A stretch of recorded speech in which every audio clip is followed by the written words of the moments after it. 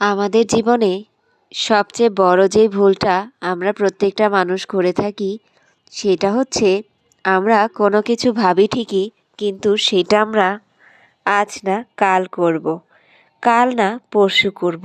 এই কাল জিনিসটাই আসলে আমাদের জন্য বিপদ ডেকে আনে। আসলে আমরা যখন কোনো কিছু ভাবি যে আজ করব না, সেইটাই আমাদেরকে আসলে ভালো কোনো কিছুর দিকে নিয়ে যায় না। কোনো কিছু করতে হলে অবশ্যই এক মুহূর্ত দেরি না করে ঠিক সেই সময়টা থেকেই করা উচিত। আপনি যতক্ষণে ভাবছেন ততক্ষণে অন্য কেউ সেই কাজটা করে অনেকটাই হয়তো এগিয়ে যেতে পারে। তাই জীবনে ভাবতে ভাবতে সময় নষ্ট করে ফেলবেন না। অবশ্যই ভাবনার সাথে সাথে সেইটা কাজে লাগাতে হবে। কোনো কিছু নিয়ে সময় নষ্ট করা যাবে না। সময় একটা অমূল্য সম্পদ। পৃথিবীতে সব কিছু ফিরে পাওয়া যায়, কিন্তু সময় একবার চলে গেলে সেই সময়টা আর কখনো ফিরে আসে না। তাই সময়কে একদম অবহেলা করবেন না। সময়ের কাজ সময়ে করা ভালো। আর কোনো কিছু আজ করতে হলে সেটা আজ এক্ষণ থেকেই শুরু করা ভালো। কাল করবেন বলে সেইটা কখনো ফেলে রাখবেন না। জীবনে প্রত্যেকটা মুহূর্ত অনেক দামি।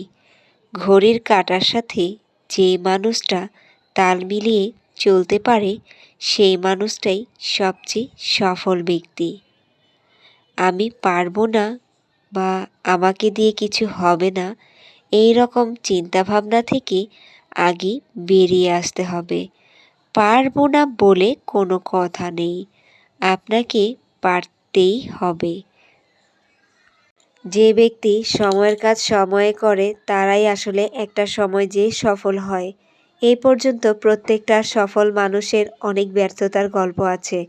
তারা কিন্তু সময়কে কাজে লাগিয়ে অনেক কিছু জীবনে করেই ব্যর্থ হয়েছে। কখনো ব্যর্থ হয়েছে এবং সেই ব্যর্থতা থেকেই তারা কিন্তু সফল হয়েছে। যারা কখনো ব্যর্থই হয় না তারা কখনো সফলতার স্বাদ বুঝে না। তাই কোনো কাজেই একবারে সফলতা পাওয়া যায় না, ব্যর্থতার পরেই সফলতা আসে।